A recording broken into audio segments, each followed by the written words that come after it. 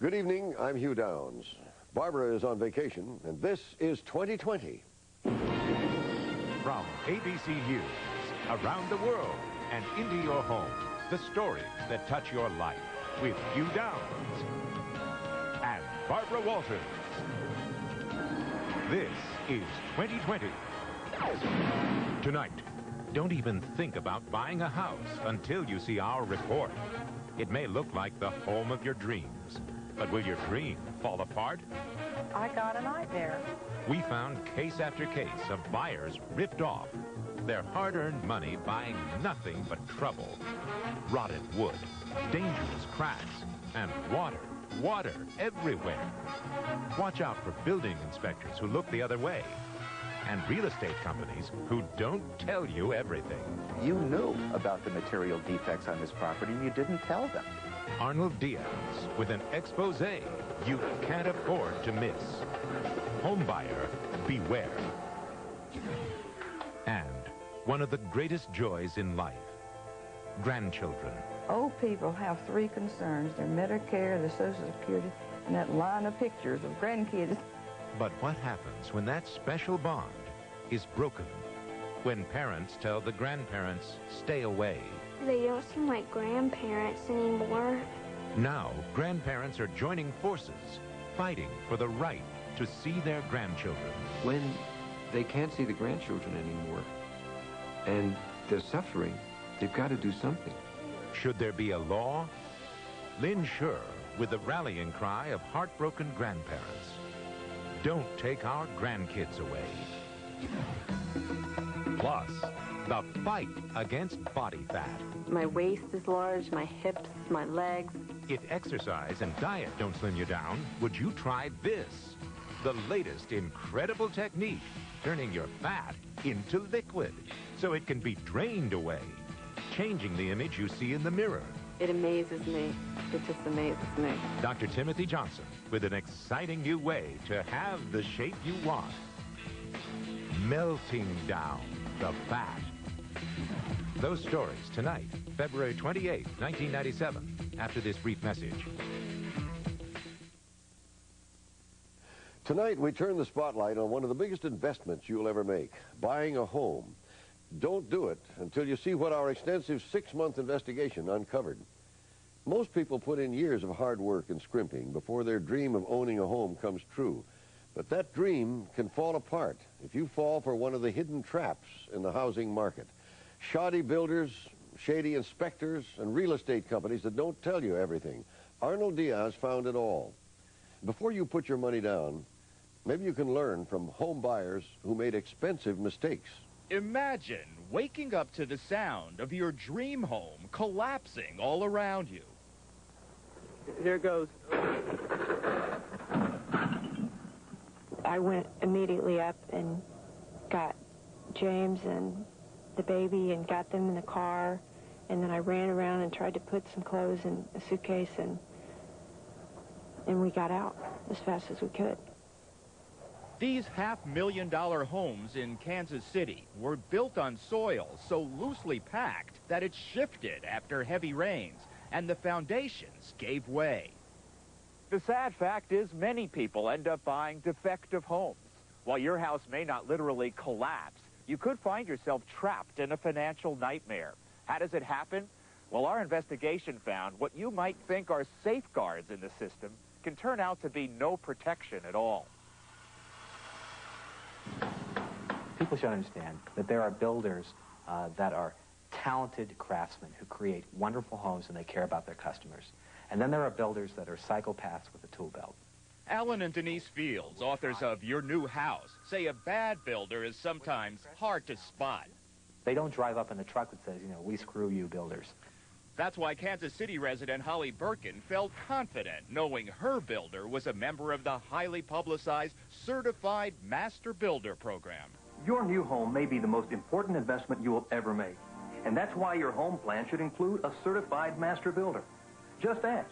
Are you a certified master builder? I guess what we had expected is that the builders would have to meet very strict guidelines, and that, you know, that you would be guaranteed a professional job. The CMB was founded in 1992 by the local Home Builders Association. Its original brochures promised that members had been reviewed by a special committee, had an extensive credit check, and provided a list of customer references. But nobody was told that those stringent requirements were waived for the first 300 Builders Association members who joined, including Mark Yancic, Holly Birkin's builder. The CMB declined our request for an on-camera interview, citing litigation. But Executive Vice President Tim Underwood offered this explanation in a 1993 interview. There just wasn't any way with 300 and some builders coming in initially that we could do the type of work that we are doing now in screening. The Birkins say their master builder sold them a home in which the foundation wall is literally pulling away from the living room floor. In another area, the floor is riddled with cracks, and outside, this wall split from top to bottom. The Birkins say they didn't know the home had not even been approved by the city, which won't issue a certificate of occupancy, a C of O, calling the home potentially unsafe. The homeowner is then on the hook because you own it now. The builder's taken his money and gone. He could sell you the house without a C of O. Yes, and there's no law in many states that prevents that, amazingly enough. The cost to repair the problems, $77,000, according to the Birkins experts. We don't have any money left, and as a parent, I'd like to be able to provide a safe home for my child. The Birkins say they have no choice but to stay in the house and sue the builder. The city has already found Mark Yancic violated the building code. He was fined a total of $1,000, which he's appealing. Yancic says the Birkins lawsuit is the only one he's had in over 10 years as a builder. He blames their problems on subcontractors and says he's recently offered to buy the house back. The CMB says 98% of its customers are happy and that its ongoing review process is effective. Who chooses who is a master builder? Is it another builder? The fields say, in general, it's up to you to check out your builder, speak to others they've built for, look at building department records, and inquire about complaints or lawsuits. We found that the building industry is very bad at policing itself, that the efforts of home builders to create master builder programs are nothing more than just a public relations ploy. Even if you're stuck with a builder doing a bad job, in theory, you should be protected by the local building inspector. His job is to make sure the construction complies with the building code. But we found sometimes the local inspectors get a little too chummy with the builders. Just outside Atlanta, in Noonan, Georgia, which calls itself the City of Homes, Benny Carroll had a good thing going. He was the chief building inspector for the county, and he was collecting money working on the side for Dennis McDowell, one of the area's biggest developers. McDowell's company built Peachtree Landing, and Benny Carroll signed off on many of the homes that are now experiencing numerous problems. What did I get from the county inspector? I got a nightmare. Homeowners, including Laura Kling and Bryn Longnecker, won a lawsuit charging that Inspector Carroll would approve inspections without leaving his truck, what are known as drive-by inspections. They complain of faulty roofs, gutters that don't work, wood that's rotting on the outside of the house and the inside. Then there's the septic problem. If I drop this stick into this hole, you'll hear it hitting the water. Residents say the ground is naturally wet, in many cases too wet to absorb the septic waste. So the entire backyard underneath the surface is a bowl of sewage. Why was the developer allowed to build homes on such wet soil? Because he provided the county with soil test results indicating there'd be no problem. Who performed those tests? In some cases, it was County Inspector Benny Carroll, who was moonlighting on the developer's payroll, collecting more than $5,000 in checks signed by McDowell and other area builders. They should have fired him. Plain and simple, no question. He should have been fired. The county found Carroll's moonlighting was a conflict of interest and suspended him for 2 weeks. However, a jury decided he and McDowell and 2 other builders committed fraud and must pay the homeowners $81,000. Okay, so you can't count on your builder or county inspector to always do the right thing. That's why buyers are advised to hire their own home inspector. So here we are, 2020 Home Inspections, open for business. Do I know anything about inspecting a home? Absolutely not. But I don't have to. In most states, anyone can call themselves a home inspector. Here's an example of how that can hurt a home buyer. Richard Romano admits he knew next to nothing about the job when he went to work for Home Data Inspection Systems in New Jersey. The company called itself the most trusted name in home inspections, claiming its inspectors received 9 months training. But Romano says after only a few weeks training, his boss, Richard Colasano, sent him out alone to do inspections, including this home Pam Cantor was thinking of buying. How did you find this home inspector? The real estate agent recommended him. Be careful. Be wary. Because a traditional real estate agent often tends to recommend the inspector who won't raise any problems with the deal. Aside from uneven steps, there were no major problems raised in Richard Romano's inspection report on the 50-year-old home. So, feeling secure, Pam bought the home for $270,000. It was only after she moved in that she says she discovered the many problems. What's wrong down here? You can actually put your hand in here. This crack in the foundation wall goes all the way through to the outside. There's rotting wood underneath the bathroom floor and puddles of water in the basement.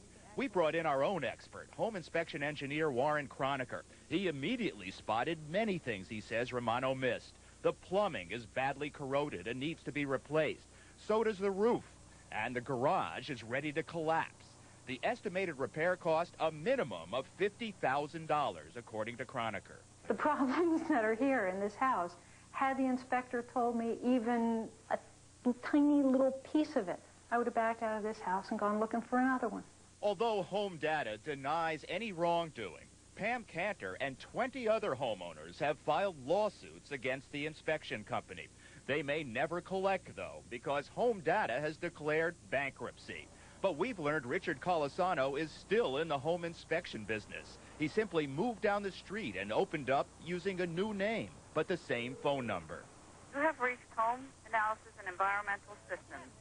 How can you avoid allegedly incompetent inspectors? Experts say, look for a member of the American Society of Home Inspectors, or even better, a home inspection engineer like Croniker, who is licensed.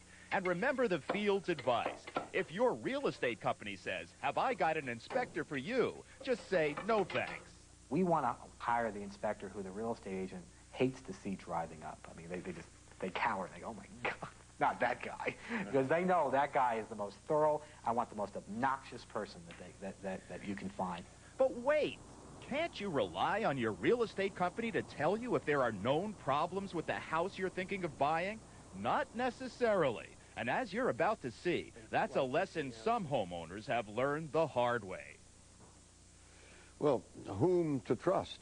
That's an essential consideration when your money, and perhaps your life savings, is riding on the answer. Is the real estate agent your ally? You'll hear stories that will open your eyes when Arnold continues. And later, the Fat Buster, a dazzling new breakthrough in the fight against fat. Stay with us.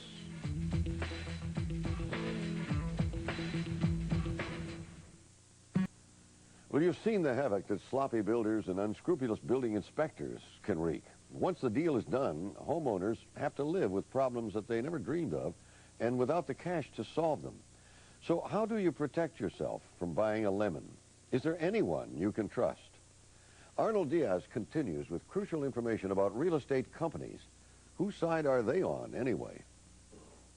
When Tom and Virginia Russell bought their New Jersey home, they say the real estate agency had information they weren't told about. Questions had been raised about the safety and structure of the home. We have definite proof that Weichert had information on the property that would have severely impacted our decision to buy it. The house was listed by Weichert, the largest independent realtor in the country. Weichert, it turns out, had this inspection report, which, among other things, documented that continual movement in the foundation has occurred. The Russells were never told about this report, but after moving in, they say, the problem soon became apparent. Now, as you come to the back of the house, you can see along the back foundation wall where the land has actually eroded and pulled away and several sinkholes have developed. When we purchased the house, it came off of the wall level and there was a nice border with wood-chipped landscaping in along the house. In addition, the seller even directed Weichert in writing to disclose the water problem in back. The Russells say that was never done by Weichert, and what was a puddle when they were shown the home is now a backyard almost totally underwater. Weichert disputes the inspection report and says the structure is not deficient. But an appraiser the Russells recently hired says the home for which they paid $210,000 now has a resale value of $0. We just could not believe that all of the money we've saved was now in a house that was sinking. Right now we're spending our children's college funds in supporting this effort to remedy some of these problems. Everything on the surface. David and Wendy Zimmer are also stuck living in a white elephant, a home for which they paid $500,000, but which is now valued at little more than half that. The Zimmers, like the Russells, assumed that Weichert Realtors would tell them all it knew about the home.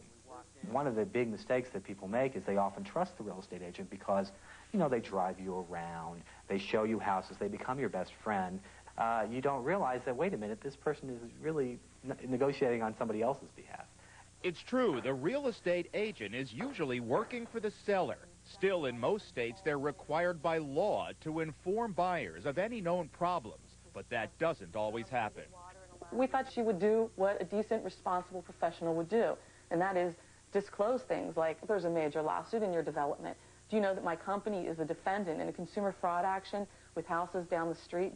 Weichert claims the Zimmer's agent did not know that her own company was being sued by 4 homeowners in the same neighborhood. People whose houses have so many construction defects, the tax assessor now values these 2 homes, excluding the property, at only $100. These homeowners say they were misled by Weichert's ads, which claimed the builder, Alan Rumberg, had 10 years' experience. Weichert's agents, one of whom happened to be Rumberg's wife, showed them pictures of some of the 100 homes he'd supposedly built. The problem is, none of it was true. Ron Moss, the general counsel for Weichert Realtors, says, don't blame us. We didn't know the builder was lying. So, as you're portraying this case, the builder can lie to the real estate company. The real estate company can pass along that lie to the buyer, but you're not responsible for passing along false information or checking it out. If we had reason to disbelieve the builder, we would have an obligation to check it out. But nothing this builder told us was any cause for alarm. But 5 years later, Weichert knew that the house its agent was showing Wendy and David had been part of the original lawsuits. In fact, Weichert settled that lawsuit after its own experts confirmed the home had numerous construction problems. You yourself had an inspection report detailing $80,000 plus of repairs that needed to be done in that home, and you don't pass that on to your real estate agents who are selling the home? Unfortunately, that information was not available in the local office. The home had been sold to another builder who did not fix all the problems. It sat unoccupied for 4 years, yet Weichert still listed it as new. We took new to mean new. That's it, new. By their definition, you could be looking at a home, they could call it new if nobody lived in it, if it had been sitting there for 100 years. They had information and they didn't disclose it to us. Your disclosure form says, we must inform you of any known material defects or conditions of a property which may affect the value of the property. Well, you knew about the material defects on this property and you didn't tell them. Well, when you say you knew... Weichert knew. Weichert, some people in Weichert knew, okay? And yes, we would hopefully not ever get in this situation again, and the information would be passed on. When we visited Wendy and David, they felt there was no end in sight to their nearly 2-year-old lawsuit against Weichert. The neighbors' lawsuits, which Weichert lost, are going into their 9th year, while the realtor appeals the finding of consumer fraud. But during our interview with Moss, he threw in the towel on the Zimmers case. Today, our attorneys are communicating with their attorneys and offer to purchase the house back from them. Oh, you are? We are. But this hasn't happened up till now. That's right. It hasn't happened. Does it have anything to do with our story? No, not really, because this is a coincidence. It's a good coincidence, but it's a process that we go through. Weichert claims very few clients are dissatisfied, but Alan and Denise Fields caution Never give a traditional real estate agent any information you don't want the seller to know. They're bound by law to get the very best price for them, as well as disclose any other information about you. I mean, if I tell them how much money I make or how much I have to put down on a house, they have to go back and tell the seller that? That's yeah, they're bound to do that, right. As we've shown you, whether it's master builders who don't always live up to their name, county officials on builders' payrolls, allegedly incompetent private inspectors, or real estate agencies that don't disclose all they know, it's clear the home buyer's safety net is full of gaping holes, and falling through can spell disaster. This is usually people's life investment. But if you buy a defective new home, you could be trapped there. It could become a prison because you can never sell the house because it's so full of defects. You owe much more on it than it's worth, and then it becomes a prison. What happened to Weichert's offer to buy back the Zimmers home, Arnold? The Zimmers have agreed to take it, and just yesterday Weichert told us that it had agreed with the Russells to buy back their house. They're the people with all the water in the back.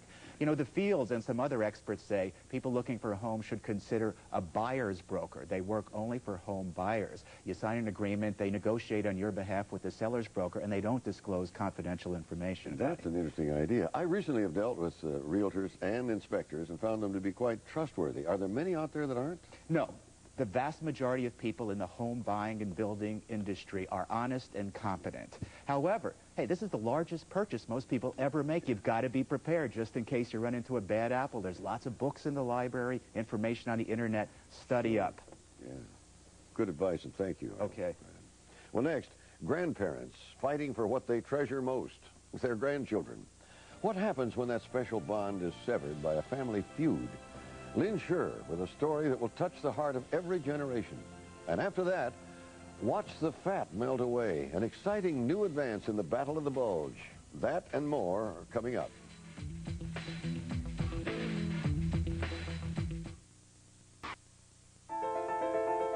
Grandparents cut off from their grandchildren and fighting back. Do they have a right to see the grandkids? Then, reshaping your body with an amazing new technique. It isn't pretty, but you will be. Melting down the fat. When 2020 continues, after this from our ABC stations. From ABC News, 2020 continues. Once again, Hugh Downs. Imagine a relationship with no strings attached, where you're loved as you are, and with nothing being required of you but to give love back. That is the unique relationship that can exist between grandparent and grandchild. So what happens if that bond is broken? If angry parents tell grandparents, stay away from the kids, is that the end of the story? Well, not for the grandparents you're about to meet. As Lynn Shure discovered, there are some things grandparents are willing to fight for. And seeing their grandchildren is #1 on the list. The sun won't rise for another few hours here in Statesville, North Carolina. But Louise McIntyre is rallying her troops. A bus full of doting grandparents. Louise Carter? Yes, ma'am. Cash? You think you love your children, but until you hold a grandchild, there's no resemblance to it. Rex, on his here. You have children to bring life into the world. And, of course, when they have children, that's even that much more joy. Grandchildren bring joy. Old people have 3 concerns: their Medicare, their Social Security, and that line of pictures of grandkids that they put around their bodies. That's the way it's supposed to be. But for this army of grandparents, that loving tie has been wrenched away. They are not permitted to see their grandchildren. Tell me what it's like not to see your grandchildren, Louise. It's hell. It's a blank that can't be filled any other way. Why do you miss them so much? It's an extenuation of yourself. Louise McIntyre and her busload of North Carolinians are not unique. Across the nation, tens of thousands of grandparents are barred from visiting or telephoning, or in some cases, ever contacting their children's children. That's why this group is going to the state capitol in Raleigh to lobby for a law protecting grandparents' rights. We got about 5,000 petitions. That'll be great. For Louise, the project has become painfully personal. Her son Loring, who, with his wife Catherine, has forbidden her to see his 2 young daughters, is also headed for Raleigh to oppose his mother. It's just tragic. We both ask, why? What have we done that caused this? The answer isn't clear. 11 years ago, all 3 generations of McIntyres seemed happy together. Louise and Victor McIntyre became grandparents when Loring's wife Catherine gave birth to a daughter, Megan, then a second daughter, Rachel. These little girls were my joy. It was like I'd been given this blessing. They had such a good time here. They had their playhouse. We had an Indian camp made over here in these pine trees. You want to talk to Granddaddy? Talk to Granddaddy. I feel it is the purest love bond. Say hey. Because there's no conditions attached to it. Dr. Arthur Kornhaber is a psychiatrist who's been studying the relationship between grandparents and their grandchildren for 25 years. Grandchildren do not see love, pure love, in anyone else's eyes like they do in their grandparents, no matter how wonderful and loving the parents are. What's that, Rachel? But just after Christmas 1991, when Megan was 7 and Rachel 4, McIntyre family tensions peaked, and the connection between the generations was severed. See you later. That's Rachel. That's Rachel. Now all Louise has left is her row of pictures. Here's little Megan and Debbie's Rachel. And the room the little girls used for sleepovers has become almost a shrine, filled with dolls and Christmas presents Louise continues to buy year after year after year. The playhouse that Megan and Rachel decorated during their final Christmas visit 5 years ago hasn't been touched since. Their last tea party gathers dust. I come out here lots and see it. Does it make you happy or sad to be here? I'm happy. Most of us can't begin to understand how the McIntyres got to this point. For those of us lucky enough to have known and loved our grandparents, it's unthinkable to be kept away. Why would any parent sacrifice such an important relationship, leaving the children caught in the middle? Loring McIntyre says it's all about control, and that the problem began when he chose Catherine as his bride. When we announced that we were getting married, the first words out of my mother's mouth were, "Oh, no, you're not." I mean, that was the very first words, so that, I think, was foretelling of things to come. 2 girls are better than 1. The hostility was set aside when the girls came along, but reemerged as they grew up. It was almost like Megan became her child. If we went there, she wanted to take over Megan, everything. And if she came to our house, same thing. And it got to be they would come, and next thing they said, well, we're leaving. We're taking Megan with us. The breaking point came when Loring's brother Chris asked the girls to be in his upcoming wedding. Loring refused. I said that we would attend the wedding, but I did not want us to be in the wedding because of all the old wounds from when Catherine and I got married. Louise wrote a letter begging Loring to let the girls participate. Then she suggested that Catherine had an emotional problem and that the couple should seek counseling. Outraged, Loring wrote back that Louise's letter caused serious damage in our relationship with you. On the wedding day, Loring and his family didn't even stay for the photo session. When did you see the children next? Rachel's birthday, we drove to Asheville, 115 miles. We were allowed 42 minutes with them. What do you mean you were allowed 42 minutes? Because they said they had a party and we've got to go. And we drove back 230 miles for 42 minutes. Frustrated, Louise and Victor hired a lawyer and threatened to sue for the right to see their grandchildren more often. There was no need to threaten. There was no need to try to force. That set things up for failure right there. Mediation didn't work. When Victor and Louise did sue, Loring and Catherine cut all connection between grandchildren and grandparents. No communication, no presents, no cards, no phone calls. Look here. Small, big. The McIntyres tried one more time at an amusement park. What was it like? No Strange, communication. very strange. No communication. And when Megan came over to me, she hugged my neck, and I whispered in her ear, I said, "Remember, we love you."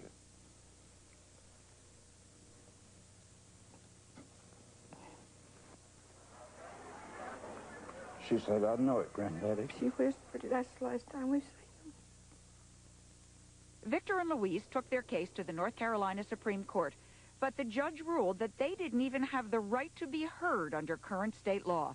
What do you want to do? I want to be with Megan is now 11, Rachel 8.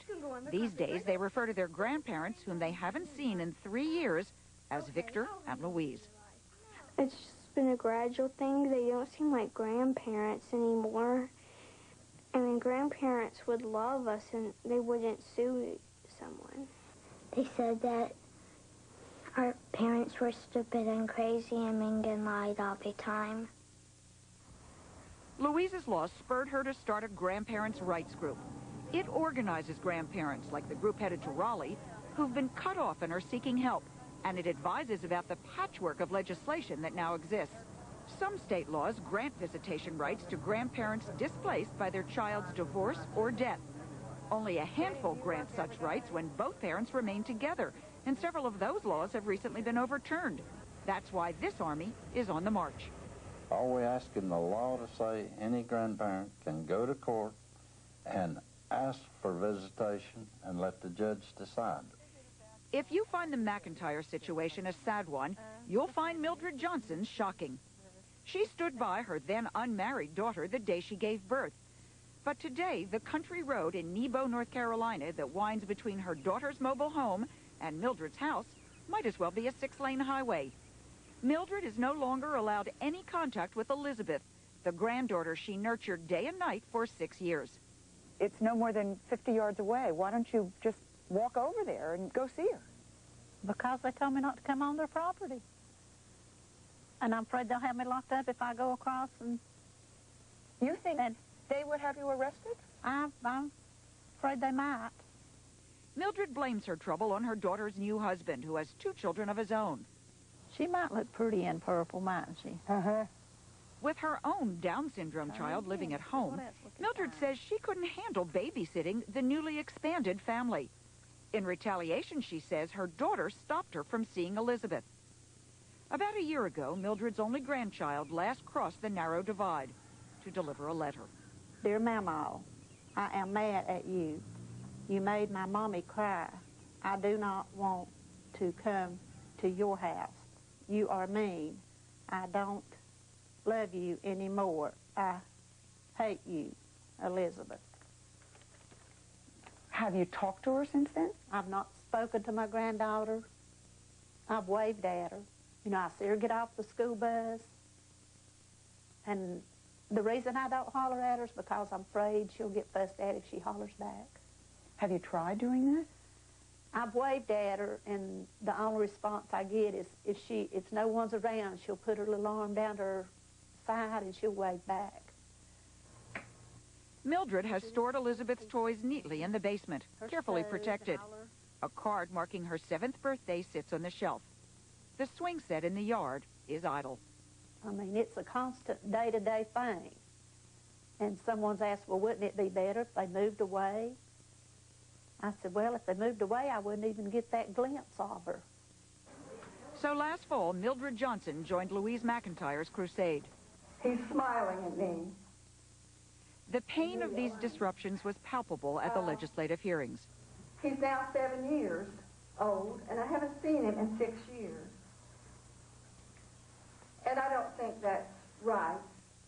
And we saw it even more starkly when Loring and Louise's paths finally crossed in the Raleigh committee room. The son walked right by his mother without a glance. That's what hurts. You don't unlove a kid. And see him walk across my feet yesterday and not even acknowledge me, it tears you to pieces. I don't want to be confronted with her. The hurt is so great that it's just best not to open up things.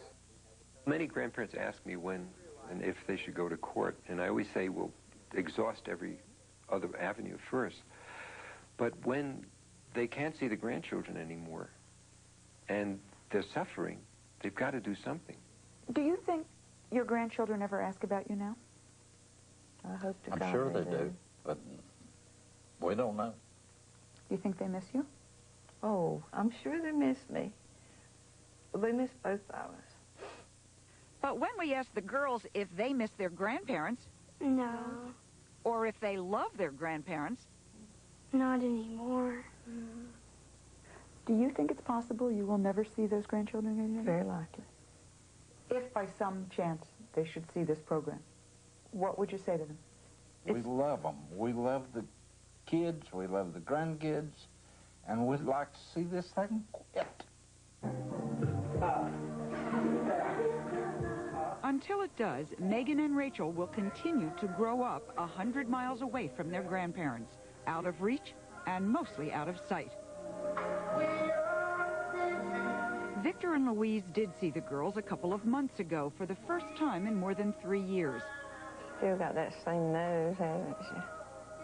Only because a sympathetic friend videotaped their dance recital.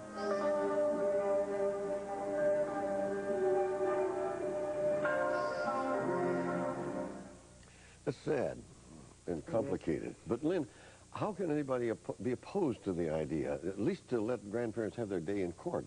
Well, it does seem unthinkable to you and me and a lot of people, but what Loring and Catherine McIntyre told us was that they just don't want the government interfering in their right to control their nuclear family. They say that someone has to be responsible for the children, and as long as they're doing it lawfully and that they're providing proper care for the children, no one should interfere. What about divorce and how that impacts on grandparents' rights? Divorce is certainly the factor in many of these cases, but in fact, many states in this country, most of them, do provide some recourse for grandparents to go to court, but they have to go to court, and there's no guarantee they're going to win that. So it's a very tough situation. And still complicated. Indeed. Thank you, Lynn. Well, next, the newest weapon in the never-ending fight against body fat, medicine's magic wand. You'll be amazed at what doctors are doing now, and our own Dr. Timothy Johnson has the fat buster that might soon be reshaping America. After this. Well, scientists haven't yet come up with the perfect solution to eliminating body fat, but you can't say that they're not trying. Prepare yourself for the latest breakthrough in liposuction, an amazing new technique that is exciting for doctors and easier and safer for patients. Dr. Timothy Johnson will show you how it works and what it can do. It's shaping up to be a powerful tool in the fight against fat. I want to use my pants. Kim Mark's byline appears on fashion articles in major magazines. But when it comes to dressing herself, there's one overriding concern.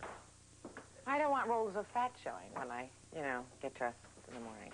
I have, basically the tire of a middle, just all the way around. And I have the power to have it changed, and I'm going to have it changed. But you won't find 29-year-old Kim here. Sweating it out for a fashionable figure is not her style. So many people say, oh, well, why don't you diet, why don't you exercise? I have really good reason for not doing both of those things. I don't want to. Been there, done that, move on. And what she is moving on to is the newest surgical technique to remove fat. It's called ultrasonic liposuction. I think it's very exciting. The fact that we can do greater quantities of fat removal safer with less blood loss is incredibly enticing and exciting. The procedure is so new that Kim's plastic surgeon, Dr. John Sherman, is unpacking his new equipment just 2 days before Kim is scheduled for her surgery. The adipocytes, fat cells that are lysed. And just 2 weeks before, Dr. Sherman attended a course like this to learn about the new device for liposuction, a way to dissolve fat with sound waves. The sound wave is then transmitted to the very end of the tip of the device.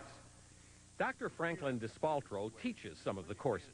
He demonstrated the new device for 2020 in his operating room using a sample of human fat. As it's in contact with the fat cell, it sets the cell into motion.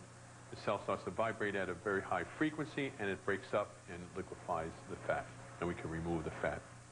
When liposuction was first introduced in the early 1980s, it was a comparatively crude and sometimes dangerous procedure. But with the introduction of a technique using local anesthesia and fluid underneath the skin, liposuction became much safer and more precise. In this still standard way of doing liposuction, the doctor pushes and pulls a tube through the fat, breaking it up so it can be suctioned away. By contrast, the ultrasound tubes first liquefy the fat, lessening the force needed. Doctors who have used ultrasonic devices find they offer several advantages to the patient. They have healed quicker. they have less bruising, they have less bleeding, they have therefore less discomfort. I think ultimately it might be the preferred method for all of liposuction. This is one of the areas that you're very concerned about up here, right underneath that bra line? Yes. Okay. Dr. DeSpaltro has been using ultrasound in his New Jersey practice for 8 months. The preparation is the same as for traditional liposuction. You can see it from up For there. reference, during surgery, he marks out the areas from which fat will be taken. His patient today is 36-year-old Lisa Lasso. Well, everything is so large. My waist is large, my hips, my legs. Basically give me an out. A pregnancy 7 years ago brought Lisa not only the twins she loves, but some extra inches she can't shed. She's convinced surgical sculpting is the answer. I could visualize myself how I'll look in certain clothes, and I'm probably won't be like skinny, but I'll be slim and shapely. I'm ready. I can't wait. Lisa decided to try ultrasound in part for the smoother result Dr. DeSpaltro feels he achieves with the new instrument. Also, more fat can be suctioned in one procedure than in traditional liposuction. In Lisa's case, several quarts of fat were removed. But ultrasound isn't perfect, says plastic surgeon Dr. Gerald Pittman. The disadvantage is that the ultrasound device or probe is larger than a conventional liposuction tube. Therefore, the incision or the cut that you make to get in has to be larger. I personally, when using ultrasound, perform it only in areas where I can hide the incision. And so we did the... You did all the areas you wanted. You did the upper abdomen, lower abdomen. In Kim's case, ultrasound could be used for the entire procedure. The scars are hidden far below her panty line. She will be swollen for a few weeks before she sees the final results. Because of her limited surgery, Kim is able to leave Dr. Sherman's New York office only 3 hours after the surgery began. Hi, Lisa. How are you? Okay. How you been feeling? For Lisa's knees and inner thighs, Dr. DeSpaltro used traditional liposuction. This method leaves more bruising, but the tiny scars won't be seen. Ultrasound leaves less bruising, but the larger scars would be visible in exposed areas. Give me a turnaround. 2 months after surgery, Lisa finds her clothes no longer fit. Her husband, Jerry, says she finally has the body she's been longing for. I hear it every morning. Look at this. I can fit in these pants. I can't believe it. I can't believe it. I go, not too bad. Turn around. But experts warn that even the new ultrasonic liposuction is no magic answer. If this device seems to be able to get out more fat more easily, is it going to suddenly be used to sort of treat the whole body for obesity? Although you can take off a lot of fat, you can eat it back on. And no liposuction tube, no ultrasound device is going to be able to outrace the mouth. Fits you beautifully. Mm-hmm. Lisa's new slimmer shape has made her determined to lose even more by dieting and exercising. Since her surgery, she's dropped 2 dress sizes. I'm no longer looking for anything that covers me up. When I look at myself now and I try on the clothes that I couldn't fit into before, it amazes me. It just amazes me. I love it. She looks good and skinny. I love you. Well, we know it works for some people. So, Tim, should anyone planning liposuction go to this new method right away? You know, Hugh, I think it's much more important to pick a surgeon who is experienced in general with liposuction, with the standard traditional technique, than to go to somebody who doesn't have that experience and all of a sudden has decided they want to use this new device.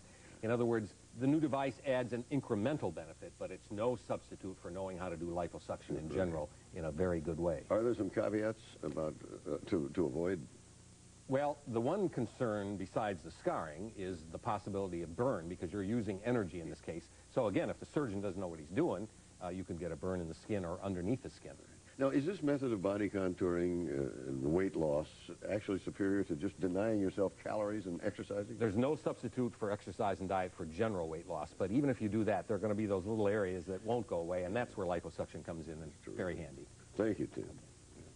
Well, next, a measure of comfort for a grieving family. New developments in the case of the foreign diplomat who devastated their lives. We'll tell you what's happening when we come back.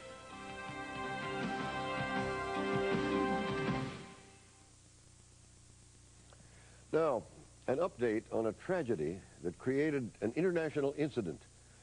Recently, we told you the story of 16-year-old Jovianne Waltrick, who was killed last month in a horrific accident in Washington, D.C. As her immigrant parents grieved, they also learned that the foreign diplomat, who police say caused the accident by drinking and speeding, would probably never have to answer for his actions. George Macarazzi was protected from prosecution by diplomatic immunity. Well, the public was outraged. The State Department intervened. And eventually, the government of Georgia decided to waive diplomatic immunity in this case. And that news brought some comfort to Jovianne's parents. Não é de vingança. I do not wish vengeance. É de justiça. I want justice. And justice is finally being served. Just this week, a grand jury indicted Macarazzi for Jovianne's death and for injuring 4 others. A hearing is set for Tuesday. Macarazzi's lawyers say he plans to plead not guilty. Well, now it's time to check in with Nightline. Ted Koppel previews tonight's program. Tonight on Nightline, if beauty is only skin deep, how deep is our prejudice? The shades of success and the question of color. Exposing America's dirty little secret. America in black and white. Tonight, followed by Politically Incorrect. Okay. Well, that's Nightline after your local news. And that is 2020 for tonight. We thank you for joining us. Remember, we're in touch, so you be in touch.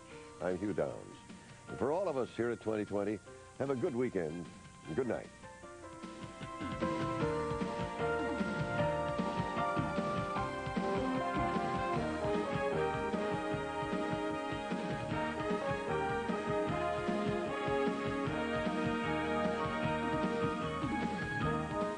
To order a video cassette and transcript of 2020, call 1-800-913-3434.